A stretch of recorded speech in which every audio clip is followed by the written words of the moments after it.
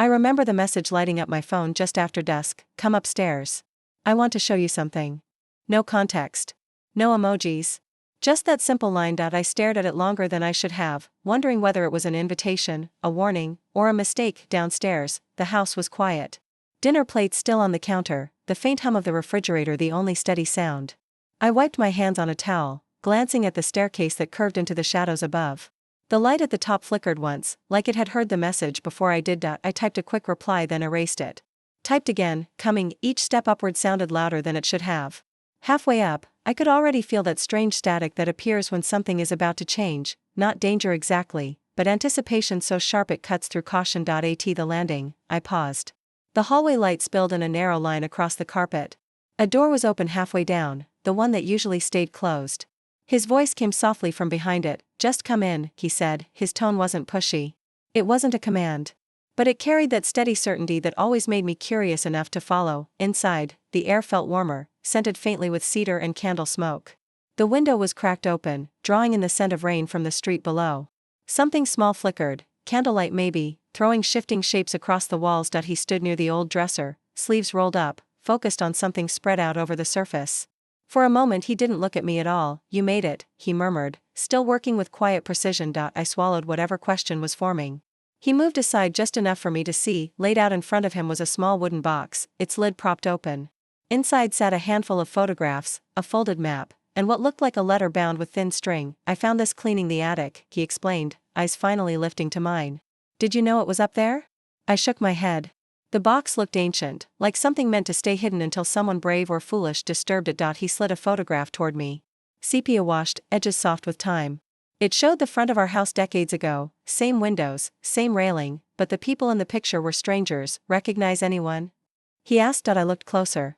A woman at the center, her expression unnervingly calm considering her hand rested on a man's shoulder and another's arm wrapped behind her back. Their faces were half blurred, as if whoever took the photo moved at the wrong moment. I thought it was a family portrait, I said. It's not a family, he replied quietly. Look. He pointed at the faint handwriting on the margin. A date. Then two initials that weren't ours, one set scratched out, another written above it in darker ink. A tiny chill climbed up my spine. What does it mean? I asked. He smiled faintly, tilting his head the way he does when he's thinking harder than he lets on. That's what I want to find out. Sit down. There's more. I perched on the edge of the chair beside the dresser while he unfolded the brittle map. It was sketched in pencil, showing the layout of our street. Someone had circled the outline of our house twice. Next to it, written in careful handwriting, were two words, still waiting. Rain began tapping the window. Faint thunder rolling somewhere far behind the clouds. Okay. Now you're freaking me out, I admitted. Trying to laugh. He exhaled through his nose, calm as ever. I thought it was just a relic. But then I read the letter. He picked it up slowly, as though it might crumble in his hands.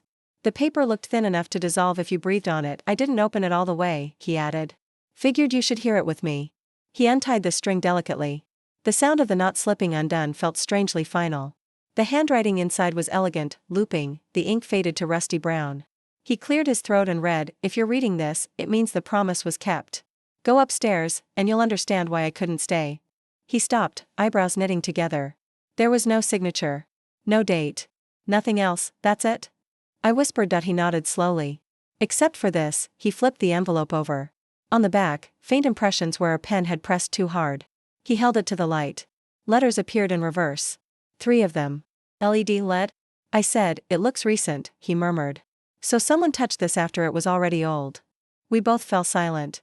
The candle sputtered. I wanted to ask him if this was some elaborate setup, a prank to get a reaction out of me. But something in his demeanor said it was real, and that he'd been turning it over in his mind for hours before calling me upstairs. Finally I said, What exactly did you discover?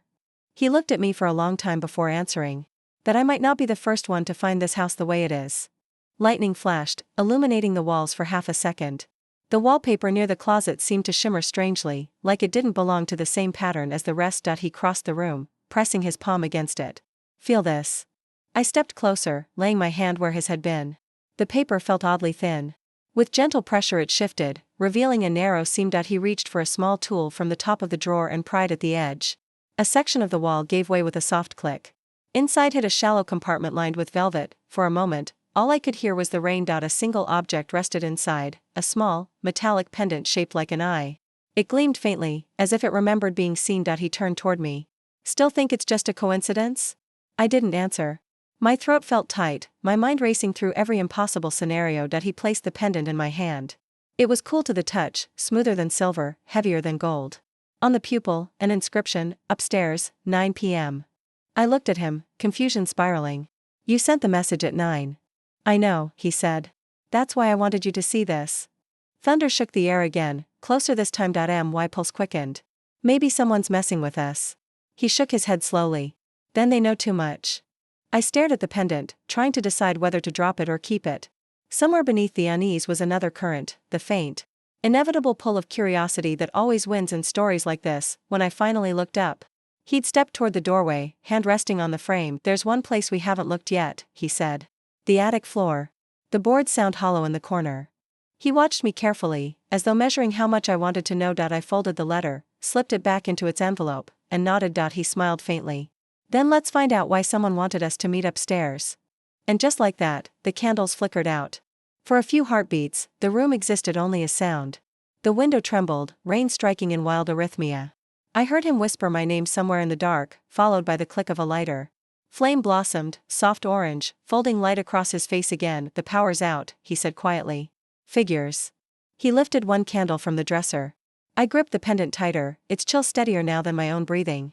The letter still rested in my pocket as we crossed to the narrow pull-down stairs that led to the attic. The wood creaked, a low groan that seemed almost alive. Dust spiraled through the candle's glow like gold caught in water. The smell up there was sharp, cedar, old fabric, the metallic bite of something forgotten. He went first, steady on each rung. I followed, one hand clutching the pendant, the other guiding the candle so our shared circle of light could move forward with us. The attic was emptier than I expected, just trunks, a rusting lamp, and the faint slope of the roof overhead. Yet the air felt expectant, thick in a way silence shouldn't be. There, he said, pointing toward the far corner. The boards there were newer, lighter in color. The pattern running slightly askew. I set the candle down and pressed my foot to the corner plank. Hollow. The sound dulled like a heartbeat muffled by walls. He knelt beside me, testing edges until one gave. We lifted a short panel and revealed a shallow recess lined with parchment. Inside rested a narrow glass jar sealed with wax. Inside the jar, rolled tightly, was another letter. My stomach hovered somewhere between awe and dread. You open it, I whispered. He nodded. Using the edge of the pendant, he cut through the wax and slid the paper free. The writing this time was smoother, darker, more modern than the first. If you follow what they left, you'll find the echo of a choice. Not every secret wants to be solved. Some only want to be witnessed. He looked up at me. Witnessed, he repeated softly. Lightning flashed again, white through the roof slats, and for a second something shimmered behind him, like a figure frozen mid-turn. By the time the thunder arrived, it was gone. We didn't run. We just breathed. Two people in a house old enough to remember its own stories. Finally he said, maybe that's the point. Maybe whoever left this wanted someone to know they existed, even if we never understand them. I nodded, words failing me. The pendant in my palm warmed, faintly pulsing, as though agreeing. We replaced the plank, left the attic as it was meant to stay, quiet, patient, unfinished. Downstairs, the lights blinked back to life. The photographs on the dresser no longer looked ghostly. Just glimpses of ordinary people trying to be remembered. He turned to me, a half-smile under tired eyes. Guess the real discovery wasn't upstairs after all. I smiled back, breath finally steady. Then where was it? He looked at me for a long moment in knowing we're part of the same story now.